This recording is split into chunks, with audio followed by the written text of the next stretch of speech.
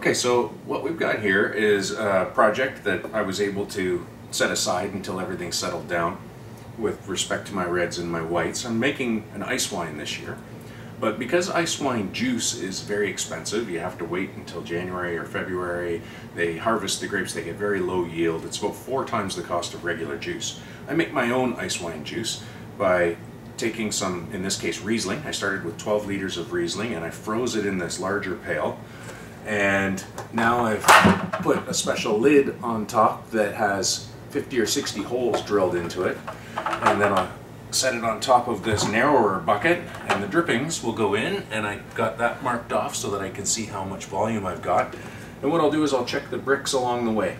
It started out around 23 bricks, and for an ice wine you want a starting point of about 38 to 42, depending on how sweet you want the final product and how much alcohol. And so I'll be checking it along the way as we get closer to the 6-liter mark. And as soon as I start feeling that the bricks is dropping from the thick syrup that will come out first, then I'll think about stopping this, throwing the ice out, and maybe adding sugar to boost the sugar into the proper range if it didn't get there naturally. Theoretically, if I were to take half the water out, then my sugar content should boost close to that bricks of 40. So that's what we're going to shoot for, and I'm just going to let this drip away all day. As a side note, if you're making something like a sherry or a Madeira or a port, something that needs to be a higher alcohol level, then you can use this same process by freezing the wine, and the alcohol will actually thaw out first. And you go until you're going to have to do some math to calculate the volume so that you get the right amount of alcohol, assuming that all the alcohol will drip out before all the water does. But in this case we're just starting with juice, so there's no alcohol in here. Okay, so we've taken the frozen Riesling, dripped it into a bucket until it made a concentrated syrup, and we've got some leftover juice that has a bricks enough to produce like a 7% Riesling, and the more concentrated juice, I ended up with 4 liters at a bricks of 38, which would of course make too much alcohol if we fermented it, if that was even possible. But we're going to stop the fermentation before that and leave a lot of residual sugar. So right now I've got my pH meter in there, and something to point out is you're not just concentrating the sugars, you're concentrating everything. You're concentrating the acids, but because of the higher level of sugar in the finished product, you're going to want a higher level of acid to balance it out anyway. It just may cause some problems when it comes time to ferment it, because not all yeasts are happy in a very low pH environment, so you might have to find a specific yeast that's good for this sort of thing. So it's looking like our pH is 2.91, very low, but like I said, that's to be expected. And we're also going to take measurements for the total acidity, and I doubt I'm going to modify that, and we will get it underway. So I'm expecting to get about a dozen 300 milliliter bottles out of this, which is plenty because it's not the type of thing you drink very often anyway. Alright, so we've got our ice style wine juice, which is taking on a darker color, and it's very sticky everywhere.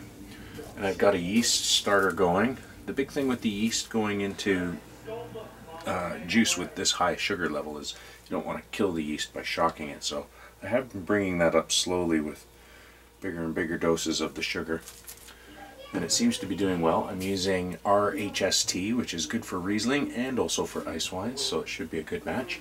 And before I get it started, I'm going to add a little Opti White, which, like the Opti Reds, helps to bind the proteins into larger proteins, which enable them to stay more persistent in the wine, giving you better aromatics and mouthfeel. A little water that I've had sitting around for a while so that there's no chlorine in it. And I don't have very much juice here. It's 5 grams for every 20 liters, so this was about 5 grams. I really only need about 1 gram or so. And I've got my Jamie Oliver salad dressing mixer, which with the ceramic ball does a really good job of emulsifying these thick, pasty type yeast byproducts, which is what it is. So this goes in before fermentation, are at the onset of fermentation. Just a little bit. And it is made from dead yeast cells, all natural, I believe. And then my yeast starter, I'm just going to pour that in. Away we go. Now, I'm going to monitor the conversion of sugar to alcohol closely as this progresses. I expect it'll go a little bit slow, which is okay. Nice and cool fermentation. This yeast is good down to 50 degrees Fahrenheit, so we're going to try to get as close to that as possible with a quick warm up near the end just to make it a nice clean fermentation. And not too warm, just into the high 60s maybe. And we're going to try to stop the fermentation. I'm going to start trying to stop it at 11% by putting it into a cool atmosphere to shock it. And then at 11.5 I'm going to hit it with some sulfite and stop it. And that should leave lots of residual sugar. And of course we're going to go by taste. I might change my mind as we get closer.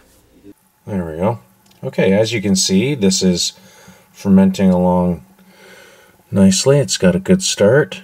This is the Icewine project. So we're just going to rack it into glass.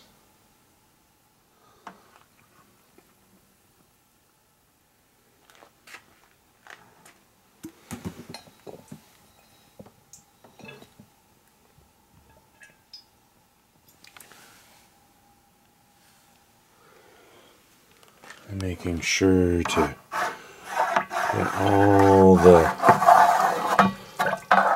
yeast that's on the bottom, give it a good stir.